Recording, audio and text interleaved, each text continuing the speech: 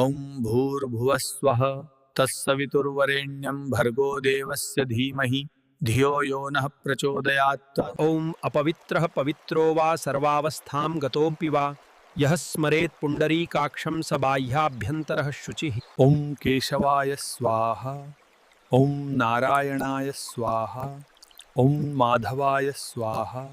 ॐ भू ॐ स्वः ॐ महा ॐ जनः ॐ तपः ॐ सत्यं। ममोपात्त समस्त दुरितक्षय द्वारा श्री परमेश्वर प्रीत्यर्थम प्रातः संध्यामुपासिष्ये।